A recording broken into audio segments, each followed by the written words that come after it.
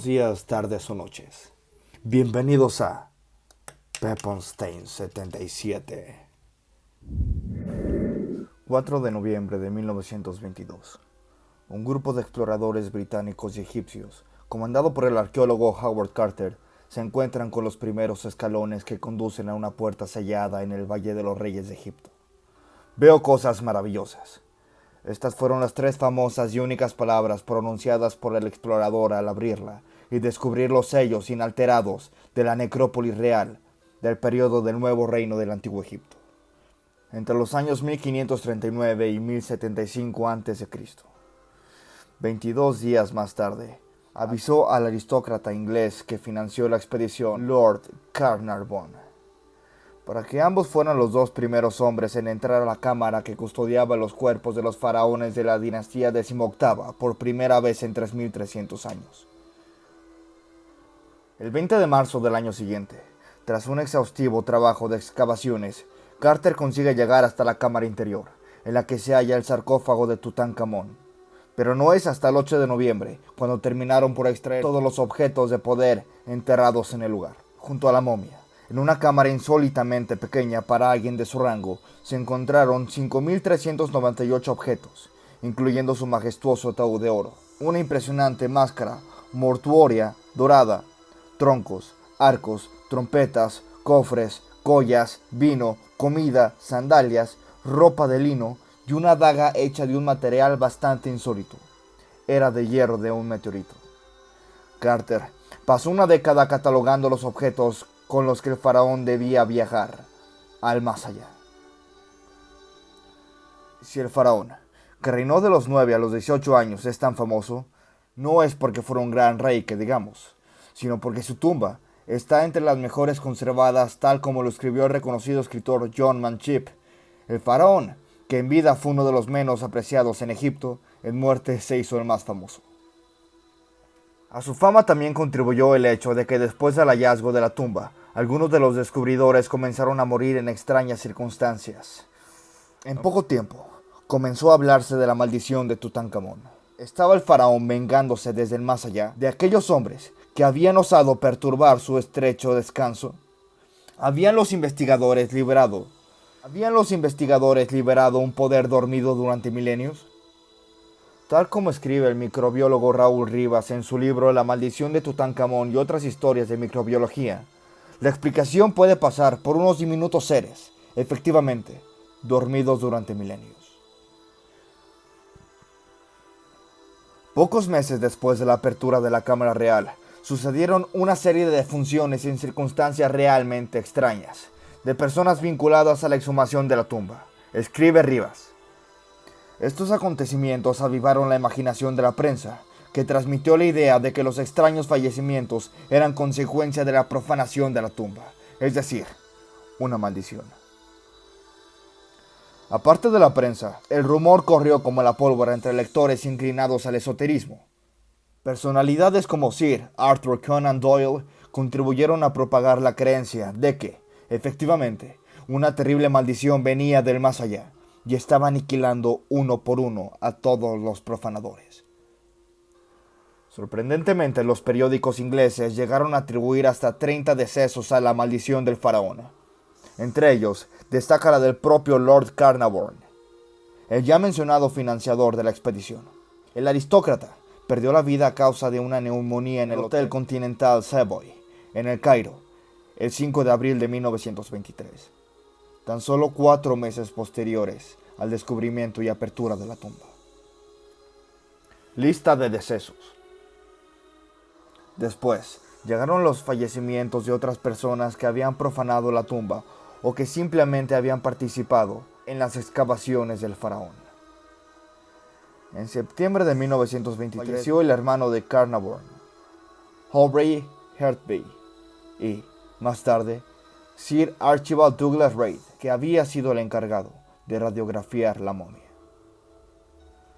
Poco después fue Arthur Mace, uno de los que abrió la Cámara Real junto con Howard Carter, en circunstancias no aclaradas. Más tarde falleció el magnate de los ferrocarriles George J. Gold, presente también en la apertura de la tumba, también por una neumonía. Richard Faithley, secretario de Carter, murió de forma extraña en 1929. Por si fuera poco, su padre y la mujer de Hitler se quitaron la vida. Harvey Litigoy, del Museo Metropolitano de Nueva York, falleció de un infarto, y el egiptólogo George Benedict murió de una caída en el Valle de los Reyes. Para cerrar el círculo de decesos, los directores del Departamento de Antigüedades del Museo del Cairo, que intervinieron en las exhibiciones de los restos del faraón en París y en Londres, murieron a causas de extrañas hemorragias cerebrales. A pesar de todo esto, tal como recuerda Raúl Rivas, Howard Carter siempre rechazó la teoría de la maldición, y a todo aquel que se lo insinuaba le contestaba diciendo: todo espíritu de comprensión inteligente se halla ausente de esas estúpidas ideas. Lo cierto es que los estudios posteriores revelaron que de las 58 personas que estuvieron presentes durante la apertura de la tumba y del sarcófago, solamente 8 de ellos perdieron la vida, y que, además, lo hicieron en un plazo de 12 años. Así que la probabilidad en verdad no es tan alta como se creía, y 12 años es una cantidad de tiempo bastante considerable. Además, otros de los que estuvieron en la tumba no murieron hasta muchas décadas después. El arqueólogo principal Howard Carter no murió hasta 1939, con la edad de 64 años. Los últimos en fallecer y que pisaron la tumba de Tutankamón fueron Lady Evelyn Herbert, hija de Lord Carnarvon, fallecida en 1980, y el arqueólogo J. O. Kinneman en 1961. Pero, ¿qué fue lo que hizo perder la vida a Lord Carnarvon? Los expertos teorizan que la razón es que Tutankamón murió de una forma inesperada, por lo que la preparación de su sarcófago fue hecha probablemente a toda prisa, y las paredes recién pintadas podrían haber retenido la suficiente humedad como para que los microbios prosperaran en ese ambiente oscuro y cálido, una vez fuera sellado. Pero hay algo claro para los investigadores: las manchas están bastante muertas, lo han estado durante mucho tiempo y no están reproduciéndose. Un hecho completamente confirmado al comprobar las fotografías tomadas inmediatamente después de la apertura de la tumba con las del momento presente. Entonces, ¿por qué se extendió el rumor de la maldición de Tutankamón? La historia comenzó con el óbito de Lord Carnarvon, semanas después de abrir la tumba. La explicación más aceptada es que Carnarvon falleció de una septicemia, bacteria derivada de una infección. Tal como aparece, la infección se originó y se extendió porque se cortó cuando se afeitaba. Una picadura de mosquito, o por lo menos eso es lo que se cree. Sin embargo, otros investigadores establecieron otra causa por la muerte de Lord: un deceso por una infección fúngica. En concreto, se ha sostenido que algunas infecciones y bacterias pudieron permanecer milenios encerrados en la cámara de Tutankamón, y estas mismas atacaron al señor, de forma rápida y concisa. Estos hongos son capaces de formar esporas de resistencia que pueden permanecer viables durante siglos, escribió Rivas, y según algunas teorías fueron inhaladas por el aristócrata, penetrando en sus vías respiratorias y provocando una enfermedad pulmonar bastante grave. ¿Qué pudo ocurrir después? Tal como escribe el microbiólogo, esta enfermedad es una infección grave, que hoy en día sigue siendo una causa importante de mortalidad en pacientes inmunodeficientes. En el caso del aristócrata, podría haber desembocado en una neumonía, como consecuencia del sistema inmunitario debilitado que arrastraba desde que sufrió un accidente de coche unos años antes, y que repercutió directamente en el padecimiento de infecciones pulmonares. Estas teorías sobre el origen fúngico de la maldición de Tutankamón recibieron un empujón con estudios recientes que encontraron de forma habitual diferentes especies de estos hongos, viviendo sobre diversas momias en Croacia y en Chile. Por tanto, la presencia de diversas especies de estas bacterias en diferentes tipos de momias es presuntamente factible que en la cámara real, como en la momia de Tutankamón, se encontraran este tipo de esporas de este hongo, concluyó Raúl Rivas. La famosa maldición de Tutankamón volvió a aparecer en otro sepulcro mucho menos célebre. El 13 de abril de 1973, la apertura de la tumba del Gran Duque de Lituania y el rey de Polonia, Casimiro IV, llevó a que, de los 12 científicos presentes, 10 murieran al poco tiempo. Años después, se demostró la presencia de hongos sobre objetos presentes en la sala. Hoy se sabe que pueden ser muy abundantes en espacios cerrados, oscuros, con una temperatura moderada y con condiciones estables, exactamente tal como se encontró la tumba de Tutankamón. Hablemos un poco del faraón, el llamado el faraón adolescente. Los fallecimientos asociados a la maldición de Tutankamón no son el único misterio que rodea a este faraón, que reinó durante el Nuevo Imperio, cerca del apogeo del Antiguo Egipto, y no está claro por qué murió cuando solo tenía 19 años o quiénes eran sus familiares. En general, se sostiene que era hijo de Akenatón y de la dama joven, una momia hallada en el Valle de los Reyes. Su mujer, Ankesenamón, fue hija de Akenatón y de Nefertiti. Su mandato se caracterizó porque revivió muchas de las medidas adoptadas por su padre, probablemente bajo la supervisión de su visir y sucesor. Por encima de todo, su padre Akenatón puso fin a la veneración de diferentes dioses y restauró a Amón como único dios, recuperando también los privilegios tradicionales de las castas sacerdotales. Tutankamón movió la capital de Tebas y abandonó la ciudad de Akenatón.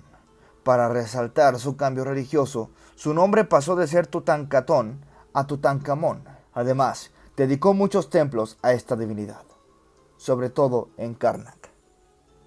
Además, el faraón prestó especial atención a mejorar las relaciones con las potencias vecinas, aunque acabó luchando contra los nubios y los asiáticos.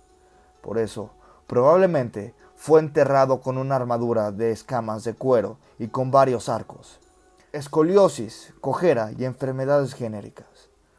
Tutankamón medía cerca de 1,67. Tuvo necrosis en su pie izquierdo y sufrió de malaria. Múltiples investigaciones han tratado de arrojar un poco de luz sobre su vida y sobre su muerte. Se ha sugerido que murió a causa de las heridas de su pie, en combinación con la malaria, o que lo privaron de la vida. Otros han presentado evidencias múltiples de enfermedades genéricas. A la vista de lo sostenido por la mayoría de los investigadores, lo más probable es que Tutankamón sufriera de efectos genéricos que lo debilitaran, ya que sus padres eran primos, y que estos se sumaron a complicaciones con la pierna lesionada y también a la malaria, para acabar así perdiendo la vida. Sea como sea, parece claro que la temprana muerte del faraón fue imprevista, porque fue enterrado en una tumba pequeña para alguien de su estatus. Quizá se le dio un lugar de descanso originalmente destinado a otra persona, siempre con la finalidad de enterrarle en un plazo máximo de 70 días marcado por la tradición egipcia. Algunos investigadores señalaron que la momia entró en combustión en el pasado en el interior del sarcófago, lo que explicaría su color negro y su estado, a causa de la reacción de las sustancias que se usaron para embalsamarla. En la actualidad, la momia de Tutankamón descansa en el Valle de los Reyes, en un sarcófago de cristal sellado y sometido a un ambiente controlado, bajo la atenta mirada de cientos de turistas, quizá todavía intrigados por el misterio que lo rodea. Parece ser que tantos decesos posteriores involucrados a la tumba del faraón despertaron en la psique colectiva este enorme mito, que en mi opinión, la mayoría de fallecimientos fue a causa de la inhalación del hongo antes descrito, y los demás óbitos fueron simple y mera coincidencia. Sin embargo, amigos míos, como ya es casi costumbre terminar así, ustedes tienen la última palabra. Me encantaría saber cuál es su opinión y su veredicto acerca de esta maldición, amigos. Así que háganmelo saber en la caja de comentarios. Muchas gracias por llegar al final de este video. Si mi trabajo fue de su agrado, me ayudarían un montón dejando un like y suscribiéndose al canal, ya que es totalmente gratis. Larga vida para todos y recuerden, ¡Let's rock!